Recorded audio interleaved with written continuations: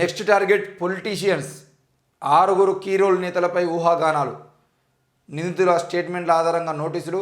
విచారణకు సిద్ధమవుతున్న దర్యాప్తు బృందం. ట్యాపింగ్ కేసు ఇన్వెస్టిగేషన్లో అనూహ్య పరిణామం. ఎంతటి వారినైనా వదలొద్దంటూ సర్కార్ ఆదేశం. సమయం వచ్చినప్పుడు అన్నీ వివరిస్తాం. దర్యాప్తు పారదర్శకంగా కొనసాగుతున్నది. హైదరాబాద్ సిపి కొత్తకోట శ్రీనివాసరెడ్డి. మరి ఐపీడీఆర్తో కీలక డేటా రిట్రీవ్ చేసుకోవడం జరిగింది. దర్యాప్తుకు ముందు డివైజెస్ ఫార్మాట్ చేసిన నిందితులు. ఆ ఇన్ఫర్మేషన్ వెనక్కి తీసుకొచ్చేందుకు పోలీసుల ప్రయత్నం. స్నాప్చాట్, వాట్సాప్, సిగ్నల్ యాప్ల ద్వారా నిర్వాహకులకు నోటీసులు. అంటే స్నాప్చాట్, వాట్సాప్, సిగ్నల్ యాప్ల యొక్క నిర్వాహకులు ఎవరైతే ఉన్నారో వాళ్ళకి నోటీసులు ఇవ్వడం జరిగింది. సక్సెస్ అయితే పోలీసుల చేతికి మొత్తం ట్యాపింగ్ సమాచారం. మొత్తానికైతే పొలిటీషియన్స్ కూడా, కొంతమంది కీ రోల్ పొలిటీషియన్స్ కూడా ఇందులో ఉన్నారని చెప్పేసి అయితే చెప్తా ఉన్నారు. మొదటి నుండి చెప్తా ఉన్నారు. ఎర్రబెల్లి దయాకర్ రావు ఉండొచ్చు, లేదంటే కేసీఆర్ ఉండొచ్చు, కేటీఆర్ ఉండొచ్చు.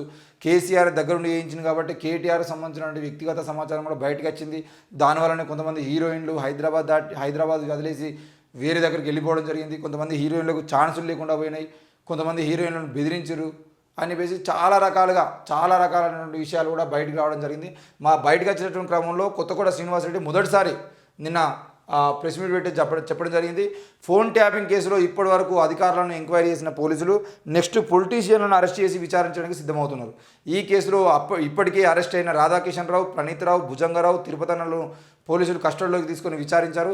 వారి నుంచి స్టేట్మెంట్లను కూడా రికార్డ్ చేశారు. ప్రస్తుతం వీరంతా జ్యుడిషియల్ రిమాండ్లో భాగంగా జైల్లో ఉన్నారు. వీరిని ప్రశ్నించిన క్రమంలోనే పలువురు కీలక నేతల పేర్లు వెలుగులోకి వచ్చినట్లు దర్యాప్తు చేస్తున్నట్లు పోలీసు వర్గాల సమాచారం. స్టేట్మెంట్లో వారు చెప్పిన అంశాలకు బలం చేకూర్చే కొన్ని వివరాలు ఇప్పటికే పోలీసుల దగ్గర ఉన్నట్లు తెలిసింది.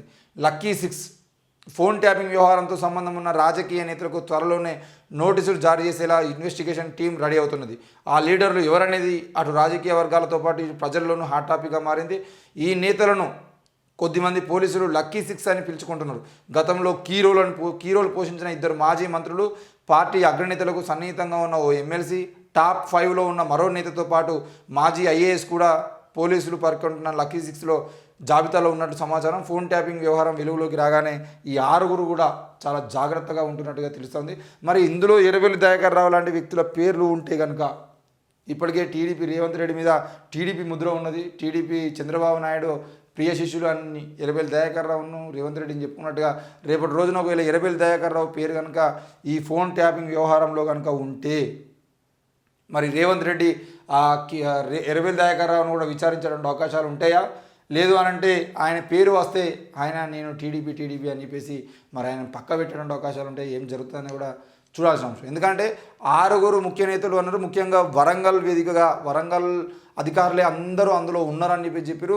వరంగల్కి సంబంధించిన ఒక మంత్రి వెనకాల ఉండి మొత్తం నడిపించడం అని చెప్పేసి కూడా చెప్పారు. కాబట్టి ఆ వరంగల్ మంత్రి అన్నా, లేదంటే కేసీఆర్కి దగ్గరగా ఉండి లాస్ట్ టైము 5 ఏళ్ల పాటు ప్రభుత్వంలో అత్యంత కీలకంగా వ్యవహరించిన వ్యక్తిగా, అలాగే అత్యంత పొగరుగా నా కుటుంబం అంటే ఏమంటారు, నా కులంకి సంబంధించిన వ్యక్తులే పాలనలో ఉన్నారు, నన్ను ఏష్టుడు ఎవడు అన్నట్టుగా ఎర్రబెల్లి దయాకర్ రావు చేసినటువంటి బిహేవియర్ ఏ విధంగా ఉందో మనం చూసిన వాళ్ళు. మరి అట్లాంటి వ్యక్తి చేయించిండు అని చెప్పేసి మొదట్లో వార్తలు కూడా వచ్చినాయి. ఆ తర్వాత కేసీఆర్ పేరు కూడా బయటకు వచ్చింది.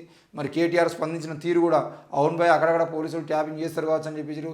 తర్వాత సోషల్ మీడియా వ్యక్తులు కూడా క్రిషాంక్ కూడా కూర్చొని మరి ఇది ఫోన్ ట్యాపింగ్ అనేది ఈరోజు కేటీఆర్ మాట్లాడుతున్న అంశంగా, ఇంతకుముందు అబ్దుల్ కలాం కూడా ఇదే విషయాన్ని చెప్పిండని చెప్పేసి కూడా చెప్పడం జరిగింది. ఏది ఏమైనా ఫోన్ ట్యాపింగ్ అనేది వాళ్ళ పోలీసులు దేశ రక్షణ కోసమో, లేదంటే రాష్ట్రాల్లో జరుగుతున్నటువంటి ఇబ్బందికరమైన పరిస్థితులు ఏమైనా ఉన్నాయంటే వాటి విషయంలో వాళ్ళు చేసుకోవడం అనేది వాళ్ళ పోలీసు వ్యవస్థ వరకు జరిగేటువంటి అంశం. కానీ రాజకీయ నాయకులు వాళ్ళ వ్యక్తిగత స్వార్థం కోసం, రాజకీయ నాయకులు మళ్ళీ అధికారంలోకి రావడం కోసం, వాళ్ళ పార్టీని కాపాడుకోవడం కోసం చేసేటువంటి ప్రయత్నం ఏదైతే ఉందో అది, దానిలో ఫోన్ ట్యాపింగ్ చేసుకోవడం అనేది మాత్రమే చట్టరీత్యా నేరం అవుతుందన్న విషయాన్ని క్రిషాంక్ కూడా తెలుసుకోవాలి, కేటీఆర్ తెలుసుకోవాలి. మీరు ఫోన్ ట్యాపింగ్ చేసిరన్న విషయం క్లియర్గా బయటపడ్డది.